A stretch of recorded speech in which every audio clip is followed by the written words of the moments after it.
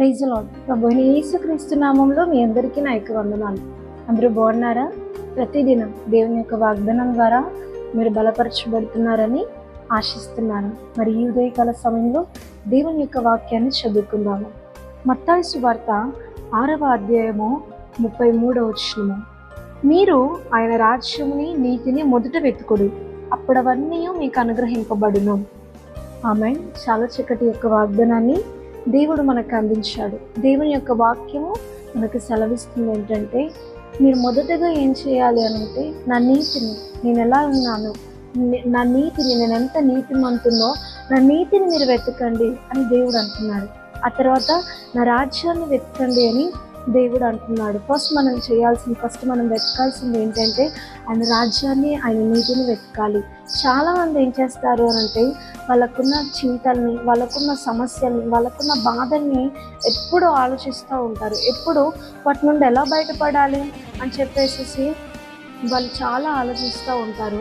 తగని భారాన్ని వాళ్ళ మీద పెట్టుకుంటూ ఉంటారు. కానీ దేవుడు అంటున్నాడు, ఈ భారాల నుండి మీరు ఎలా విడుదల పొందాలో దాని గురించి కాదు మీరు ఆలోచించాల్సింది, నా గురించి ఆలోచించండి. నేను ఎలా నీతిగా ఉన్నానో నా నీతిని గురించి ఆలోచించండి. నా రాజ్యాన్ని గురించి మీరు ఆలోచించండి. కాబట్టి మీరు నా గురించి ఆలోచిస్తే నేను మీ గురించి ఆలోచిస్తాను. మీకున్న సమస్యలో నుండి, మీకున్న బాధలో నుండి నేను విడుదల కలుగజేస్తాను అని దేవుడు ఈరోజు మనకు వాగ్దానం చేస్తున్నాడండి. నిజంగా ఎన్ని రోజులైతే మీరు సమస్యల విషయంలో, ఎన్ని రోజులైతే బాధల విషయంలో మీరు ఆలోచిస్తూ కృంగిపోతూ ఉంటారో, ఎప్పుడు మీ మైండ్ అంతా చాలా స్ట్రెస్తో ఉంటుందండి. కానీ దేవుణ్ణి మీరు ఎప్పుడైతే వెతుకుతారో మీలో ఉన్న కలవరం తొలగిపోవడమే కాకుండా, మీరు దేని నిమిత్తమైతే కలవరపడుతున్నారో ఆ సమస్యను కూడా దేవుడు మీ ఎదురు నుండి తొలగించి వేయడం అనేది జరుగుతూ ఉంటుంది. కాబట్టి మీరు దేవుణ్ణి వెతకండి. ఎప్పుడైతే దేవుణ్ణి వెతుకుతారో ఖచ్చితంగా దేవుడు అనేక కార్యాలు మీ జీవితంలో చేస్తాడు.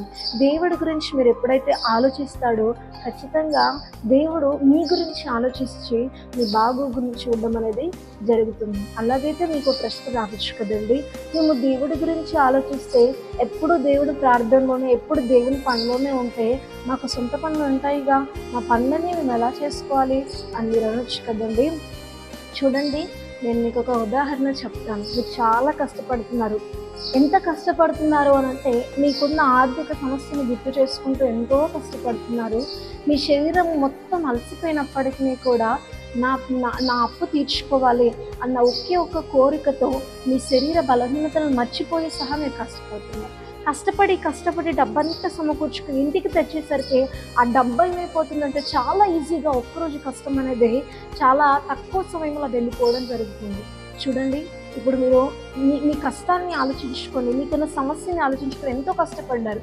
కానీ చివరికి మీరు కష్టపడిన ఆ కష్టము అనేది, ప్రాఫిట్ అనేది ఇంకా రాకపోక, మనకి ఇంకా మిగులుబాటు అనేది లేక మనం ఏం చేస్తున్నామంటే మన డబ్బులు అనేది పోగొట్టుకోవడం జరుగుతుంది. కానీ ఎప్పుడైతే నువ్వు దేవుడిని వెతుకుతావో, దేవుడు నువ్వు పడిన కష్టార్జితాన్ని దేవుడు ఏం చేస్తాడంటే ఆశీర్వదిస్తాడు. ఆ కష్టార్జితం నిలకడంగా ఉండేలా చూస్తాడు. ఆ కష్టార్జితంలో దేవుడు నీకు ఒక మిగులుబాటు ఇస్తాడు. దేవుని వాక్యం సెలవిస్తుంది కదంటే, నువ్వెంత కష్టపడినా కానీ నీ కష్టార్జితానికి వచ్చే ఐశ్వర్యం కంటే ఎక్కువగా నేనిచ్చే ఐశ్వర్యము అసలు ఈక్వల్ కాదు అని దేవుని యొక్క వాక్యం సెలవిస్తుంది. కాబట్టి మీ శక్తి చేత, మీ బలం చేత ఆలోచించి ఎన్నో మార్గాలను వెతికి మీ సమస్యలను పోగొట్టుకోవాలని మీరు ఆలోచిస్తున్నారేమో. కానీ ఆ భారాన్ని మీ మీద పెట్టుకొని చివరికి ఎన్ని రోజులైనా కుంగిపోక తప్పదు. కానీ దేవుడి కోసం మీరు ఆలోచించండి. మీ భారము దేవుడికి చాలా సులువైనది. ఆయన మోస్తాను అంటున్నాడు, ఆయన తీరుస్తాను అంటున్నాడు. దేవుడు చేసే కార్యాలు ఊరక నిలిచి కేవలం దేవుని కోసం కనిపెట్టే ఆయన కార్యాలను చూడండి. ఖచ్చితంగా దేవుడు మీ జీవితంలో అలాంటి కార్యాలు జరిగించాలని ఆశపడుతున్నాడు. ఆమె ప్రార్థన చేసుకుందాం. పరలోకమందున్న మా తండ్రి, నీకు వందనాలు.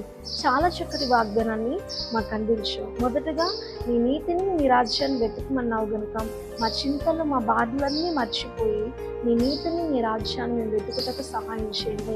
ఎంతమంది అయితే ప్రభువా వాళ్ళకున్న భయంకరమైన ఒత్తిడిని బట్టి నిన్ను మర్చిపోయి తండ్రి, శరీర సంబంధమైన శ్రమలను బట్టి నిజంగా సరిగ్గా నీతో ఉండలేక తండ్రి, వాటి నుండి విడుదల పొందే మార్గాన్ని వెతికి వెతికి వెతికి ఇంకా అలసిపోయారు తండ్రి. వారి భారాన్ని ఇంకా రెండంతలుగా చేసుకొని ఉన్నారు. వారు ఒక్కసారి నిన్ను వెతికి వారికి ఆ మనస్సుని దయచేయండి ప్రభువా. నీ గురించి ఆలోచించి ప్రతి ఒక్కరి గురించి మీరు ఆలోచిస్తారని, నేను వెతికే ప్రతి ఒక్కరి యొక్క సమస్యల్ని మీరు వెతికి తీరుస్తారని ఈరోజు అనేకులకు మీరు వాగ్దానం చేసినందుకు మీకు వందనాలు. కనుక ఈ వాగ్దానం నమ్మిన ప్రతి జీవితంలో అవన్నిటినీ మర్చిపోయి నేను వెతుకుటకు సహాయం చేయండి. నీకే మహిమ ఘనత ప్రభావములు చూపించుకుంటూ అట్టి మనస్సుని ప్రతి ఒక్కరికి దయచేయండి. ప్రభు యేసుక్రీస్తు నామంలో అడిగి బతులాడి వేడుకుంటున్నాము తండ్రి. ఆమేన్.